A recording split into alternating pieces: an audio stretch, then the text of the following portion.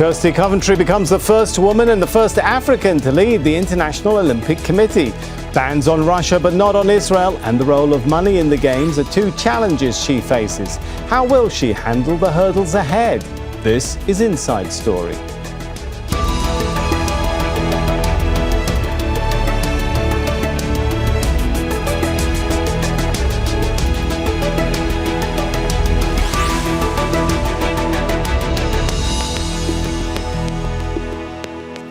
Hello and welcome to the show. I'm Sami, Zeidan. It's an appointment that breaks a few records. The first woman and the first African to head up the International Olympic Committee. Zimbabwe's Kirsty Coventry came out on top, elected by a majority of the 97 committee members. They include royalty, political and business figures, and Olympians past and present. But while she's won this particular race, many more challenges lie ahead. There's the politicization of the Games. Russia and Belarus were banned over the war in Ukraine, but Israel was allowed to compete while carrying out what UN experts call a genocide in Gaza. The power of big sponsors and how that fits in with the original Olympic ideals is another issue to tackle. And then there's the host of the next Summer Olympics, Los Angeles, and US President Donald Trump's executive order preventing transgender athletes from competing. So how important is Coventry's election, not just for the Olympics, but for sport worldwide? We'll talk to our guests in a few moments. But first, this report from Victoria Gatenby. The 10th President of the International Olympic Committee, Mrs. Kirsty Coventry. It was a win as resounding as it was historic. Zimbabwe's Kirsty Coventry is the first African and the first woman to assume one of the most powerful and prestigious roles in world sport. She secured 49 of the 97 committee members' votes to claim an unexpected first-round win. Supporters back home hope her appointment will lead to greater representation for the global south. Africa is the only continent to have never hosted a Games. To me, it's a big congratulations. It's a big win for Africa, particularly for Zimbabwe. And I think it will play a pivotal role to a girl child, especially in the sports fraternity. Coventry is a double Olympic swimming champion and Zimbabwe's sports minister. She'll start her new job in June, steering the Olympic body in a turbulent world. The IOC is facing not only sporting challenges, but political obstacles too. The organisation says it's against the politicisation of sport, but critics accuse it of double standards. Russia and Belarus were banned from last year's Games in Paris, following Russia's invasion of Ukraine in 2022. However, Israeli athletes were allowed to compete, despite the war on Gaza. We have numerous conflicts, and a number of them happening on my continent.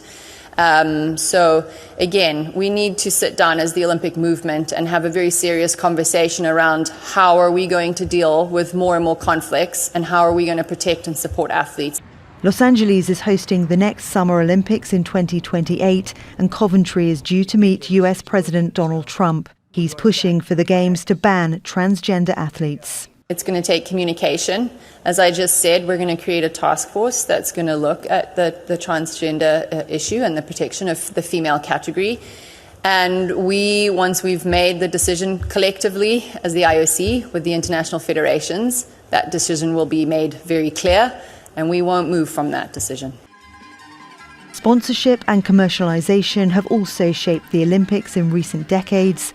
Critics say the IOC has moved too far away from the event's original values, excellence, friendship and respect. Victoria Gatenby, Al Jazeera for Inside Story.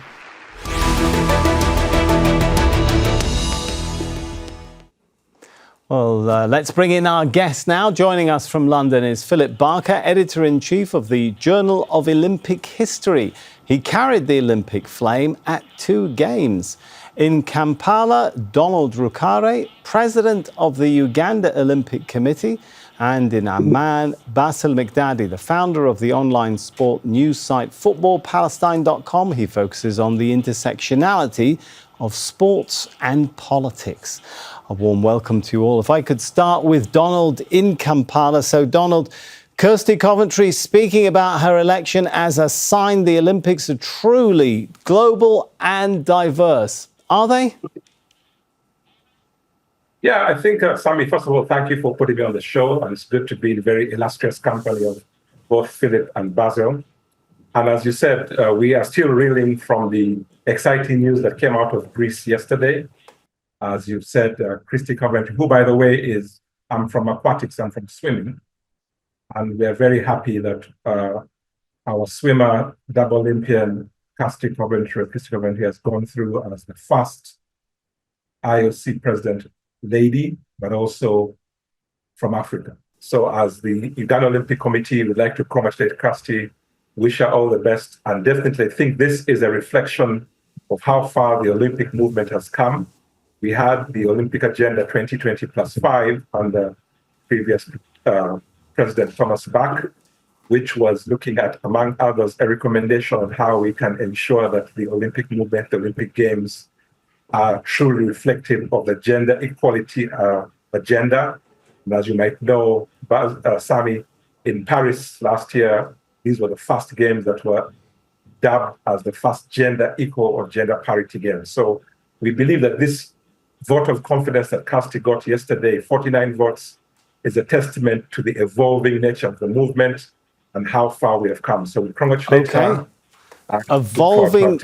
Evolving nature of the movement. Philip, though, in London, the IOC president is elected by IOC session members, right? So maybe it would be good to take a step back and ask you to break it down for us, Philip. Whose interests do the IOC members represent? How diverse are they? Or is it still what's sometimes referred to as a London's gentleman's club? Well, that was what the inspiration for the International Olympic Committee was when it was established in 1894. And the first presidential election, the proper competitive election, before that it was done by appointment, was in 1925 when Baron Pierre de Coubertin stood down. But one of the things is this is not like the United Nations. It's important to stress that. Not every National Olympic Committee, and therefore every country taking part in the Olympics, has a delegate. And therefore has a say in who will lead the movement. There were only actually 109 IOC members. I know the report said 97 actually voting, because if you have a candidate from your country, you're not permitted to take a part in the vote until that candidate is eliminated. So there were quite a few from Spain, from Japan, and from Great Britain who did not participate, and from France who didn't participate in that vote yesterday because their candidates were still active in the campaign. So it's very, very different. You only have 109. Some of these are affiliated because they're presidents of an international federation, as Seb Coe is head of World Athletics, David Lapartien, head of international cycling. Some because they represent a National Olympic Committee, and then what the IOC are pleased to call natural persons who are individual members. And Kirsty Coventry is now one of those. She actually started out when she first came onto the committee as a member for representing the Athletes Commission, which is voted for by the athletes at any games. So there's a degree of democracy there. But it is a little bit mystifying to look through how the IOC is actually structured. So a degree of democracy, but not a United Nations. Bassil, in Amman, Jordan, given what Philip just highlighted for us, will the election of Kirsty Coventry open the way then for greater representation of the interests of the global south, if we can call them that, in the games? Are you optimistic? I hate to be a cynic. I'm naturally an optimistic person, but I have to say no. I think Philip hit the nail on the head that this isn't the United Nations. And ipso facto, it's not even FIFA, right? FIFA is in the news always for corruptions, for self-servitude. But FIFA is a representative body. It's one member association, one vote. So you are literally asking the world, well, what do you think? Who should lead us? Or what do you think about this particular issue? It's by no means a perfect organization, but the IOC is a very shadowy organization. We don't know a lot about some of the people that voted for this. And if you look at the breakdown here, we talk about the global south. Look at the 110 members that the IOC has, I think the majority of them are not from the global south, they're from the global west, European countries, Canada, United States, Australia, these types of countries. And then you factor in how important the title sponsors are to the Olympic Games. It's hard to see an avenue for the global south to have a say. And I think it's not only the global south, it's the fan, it's the athlete, because money has influenced the game, and there's so much risk at setting a sponsor that you don't really make bold decisions or slightly controversial decisions. I mean, we heard on that video clip that Kirsty Coventry was saying, yeah, we'll look into the issue about transgender athletes. And, in sports administrative talk, when they say we'll look into it, that's about as bold as you're going to get. They're not, right. Other than, forming a committee, they're not going to do much else than that. Let's go to Donald in Kampala, picking up on what Bassil's just been outlining. How far can Kirsty go in kind of expanding the Olympic participation and role for the global south? I mean, she does have a bit of a record or a reputation for being a champion for the development of sports in Africa. Can she take that forward in the Olympics too, Donald? I think she could. I mean, it depends, Sami. You could. I understand where Bassil is coming from, but it's a matter of saying, are we looking at this as the glass half full or half empty? Organizations like the IOC will not, it takes time to change, so it's evolving. But when you look at Kirsty's manifesto, there are a number of things there that kind of struck a chord, especially with us sitting from an Uganda Olympic, or what we call an NOC, National Olympic Committee perspective. If you look at it through the lens of an NOC like ours, which is pretty small but growing, you look at her manifesto, it has a number of issues in there, Sami, reviewing the world programs, looking at how they can have tailor-made agendas for specific NOCs, expanding the Olympic scholarship program is what she's talking about, how she can look at the resource gap and how we can increase the resources, and how we can look at expanding the scholarship programs for athletes and coaches and enriching the games. One of the things that we are all looking at in the sports ecosystem is how do we enrich the games to ensure that the athlete of the future is taken into account. So I believe that she has her work cut out with the entire team, but as the IOC, there are a number of programs which we believe could be improved to take into account some of the needs of the global south. So greater engagement, and we look forward to seeing how these aspirations in her manifesto will dovetail or get embedded into the work plan of the IOC and Olympic Solidarity. All right, but Philip in London, beyond scholarships and resources, what about the Olympic Games themselves and the question of hosting?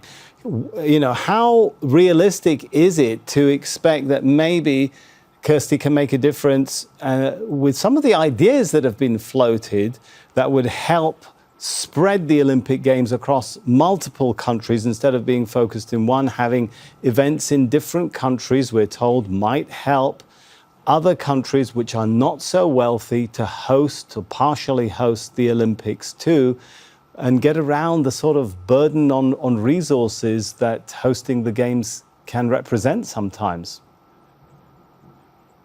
One of the problems with joint hosting, the great thing about the Olympics, and it's always been the case, is that there's something special. They're not world championships, although somebody rightly said the Olympics are like having 30-odd world championships at the same time. But the idea of having the whole world in one place under the Olympic flag is something pretty special, and it always has been so. But I mean, Africa stands out as the one continent that hasn't had the Games. But if you look at the last 20, 30 years of the Games, increasingly they're being staged by mega cities. You look, London, capital city, Beijing, capital city, Rio, not a capital city, but a major city, Athens, Sydney, another big one, Tokyo, and then of course Los Angeles is the next one, after Paris. So these are huge cities, and this is such a big enterprise now. It's not just about turning up, firing a starting gun, and the competition takes place.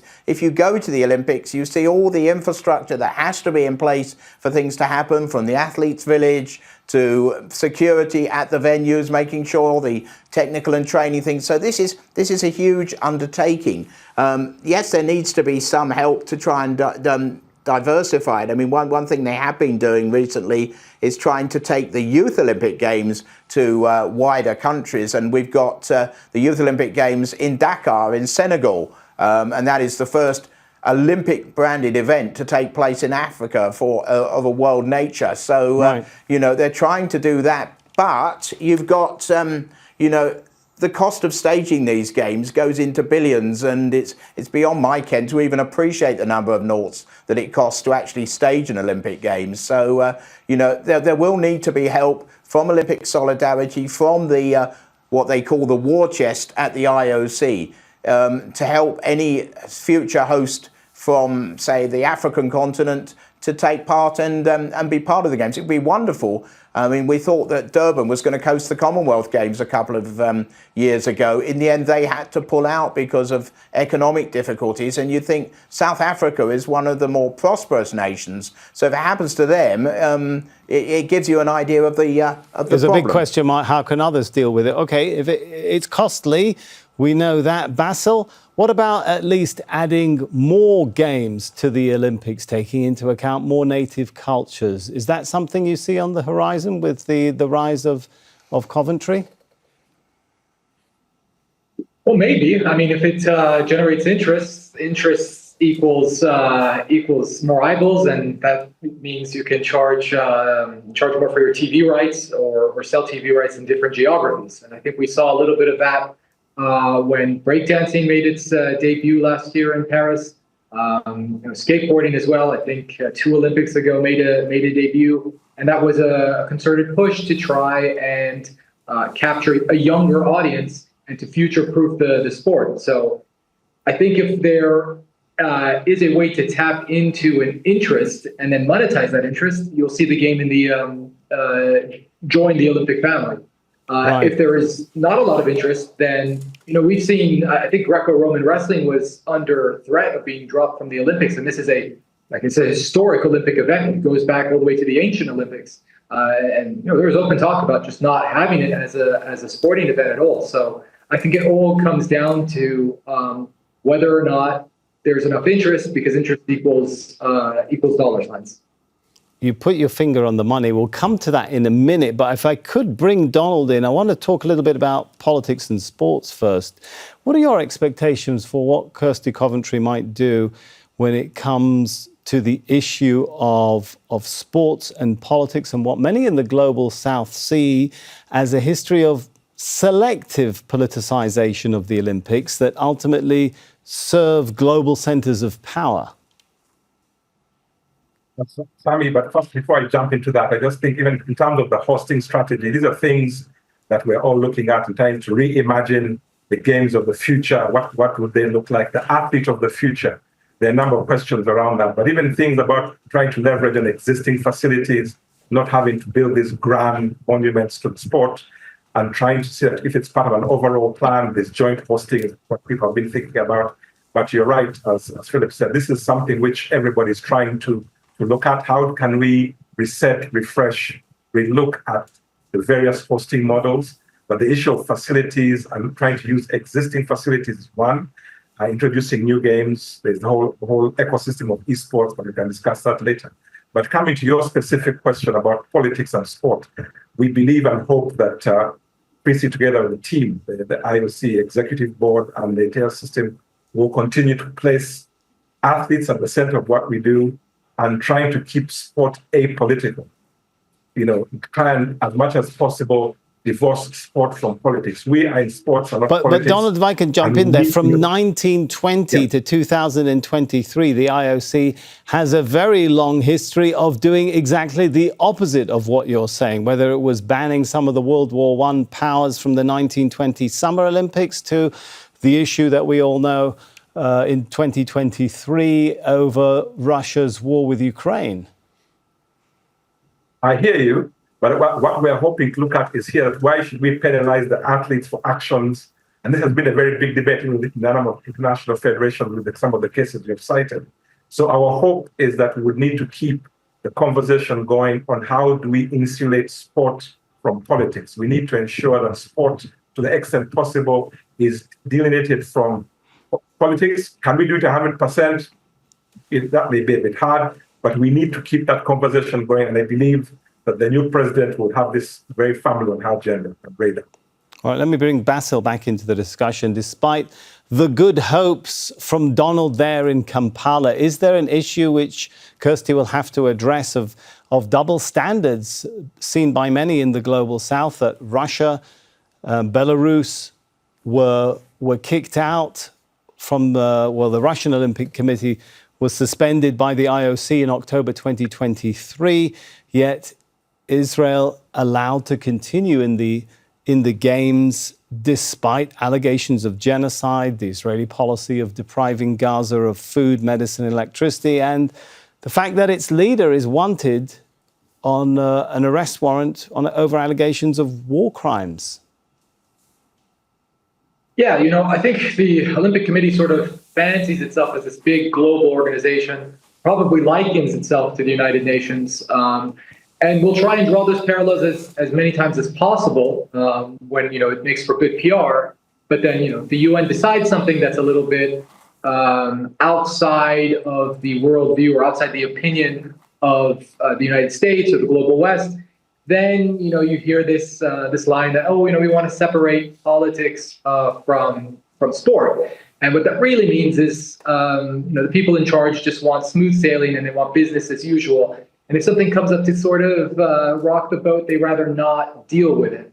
And I think this really does go back to the sponsors, the companies that sponsor the games. If you look at the title sponsors, they're mostly American companies. There's a few exceptions. There's Allianz, which is a German insurance company. TCL, Alibaba are from China. Samsung from South Korea. Everything else is a major American multinational corporation. So you are going to be deferential to what is the norm in that country. So to go against United States policy is not really good business, because you do business and you get your income from those title sponsors of the game. So, I just don't foresee anything changing there. And any sort of accusation of double standards is just us in the media being a little bit annoying and trying to bring that up with the IOC, but they don't really need to address it. Let's bring in Philip then in London, because you're very familiar with the Olympics history. Go ahead then, Philip. Yeah, well, I was thinking about Kirsty Coventry was a leader in the whole thing about Olympic neutrality and having no protests in the Olympic village or on the podium and so forth. If you cast your mind back to 1968 and the two American sprinters, John Carlos and Tommy Smith, who gave the famous Black Power salute in Mexico. Now, this was widely criticized at the time by the International Olympic Committee leaders, and now is seen by everybody universally as an act of great courage and great freedom. And we saw with in Kirsty's own country in the 2003 Cricket World Cup, when Andy Flower and Henry Olonga both wore black armbands to protest against what they saw was the lack of democracy in the leadership of the country. And just to jump in on that idea that Belarus and Russia were banned from the Olympics, athletes were not banned. They created a neutral category, but they set out strict conditions that but the Russian Olympic Committee was ejected, wasn't it, Philip? And there was a ban on them participating as a national team. They had to participate as neutrals as long as they hadn't expressed support for Russia's invasion of Ukraine. So there was a bit of politics, right? There was a bit of politics. And there was also a concession. There is a concession in favour of Russia before, because they were given this status. Most other countries, when their National Olympic Committee is banned, were forced to compete just under the Olympic flag. India, the United Arab Emirates, I think it was Kuwait, and some others who've been not allowed to compete, had to compete under the Olympic flag with no national identification. And yet in 2018 at Pyeongchang, you had a category called Olympic Athlete from Russia. And then at Beijing and in Tokyo in Beijing, the Russian Olympic Committee flag, which is suspiciously like the Russian national flag, and they didn't have the national anthem, but they were allowed to use the piano concerto by Tchaikovsky whenever they won a medal. You can't get more Russian than that. So they had a concession there. And then, of course, after the big thing was that they had violated the Olympic truce in force when the invasion of Ukraine came. So that's why the sanction was then taken against the ROC and the Belarus Olympic Committee. But they were allowed, if they were completely neutral, they were allowed to compete under those terms. And I think about 30-odd competed as athlete individuel neutral. That was the phrase that they used, and they even had their own flag. Clearly, from what you said, there is a lot of politics in the history of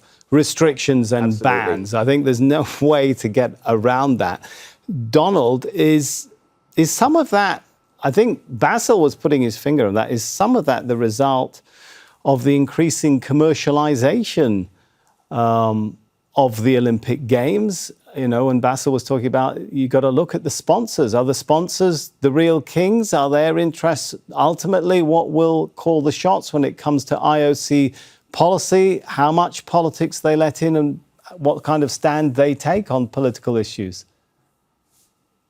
I think you're right. Definitely sponsors will have some level of influence, but I believe also the athletes will have some level of influence, because whereas I agree with what Bassil was saying, that there's an increasing monetization and modification of the game. So, for example, the Los Angeles Games are going to be the first ever games, I believe, and Philip is the expert here, so I hope I don't be accused of impersonation of a historian, but I believe that, Philip, if I'm right, the Los Angeles Games are going to be one of the first that are purely privately funded, with limited or zero government underwrite. So definitely the role that some of these top partners play is critical, but I think it's important that as we begin to unravel these questions, Sami, one big elephant in the room is how do we address the question of making the games more attractive for the athletes. We saw World Athletics building up to Paris, announcing cash prizes for athletes. This has created a very interesting debate. Some people say it goes against the historical tenets and ethos of what Pierre Coubertin had, of the pure joy of effort, and there's no need to have rewards. Where I sit in Uganda, a number of our athletes and some of the federations are arguing for increased prize money, even at the Olympic Games and other major sporting competitions, because the athlete of today and the athlete of the future is increasingly asking these questions: how can we get a piece of the action? So I think these are some of the questions that we have to talk about in the sports movement, and I'm sure our new president and the team will continue having these discussions. What role are these companies playing? How can we ensure that they don't overshadow the best interests of the movement, the best interests of the athlete? How do we balance athletes' increasing demands to be part of the monetary action of the games? These are big questions. We have the infusing of other privately run events that are coming in. Esport is coming up, Sami, quite a bit with serious prize money. So I think these are all some of the big ticket items that the new president and the team, together with all of us in the movement, have to keep on addressing. And I believe the jury is still out on where the pendulum will swing. All right. Well, you're right. Those questions have produced an interesting debate, and you gentlemen have produced a very interesting discussion for us. So we'll thank our guests, Philip Barker, Donald Rukare, and Bassil Mikdadi. And thank you too for watching. You can see the show again anytime by visiting our website, aljazeera.com. For further discussion, head over to our Facebook page. That's facebook.com/AJ Inside Story. You can also join the conversation on X. Our handle there is @AJ Inside Story. From me, Sami, Zeidan, and the whole team here. For now, it's goodbye.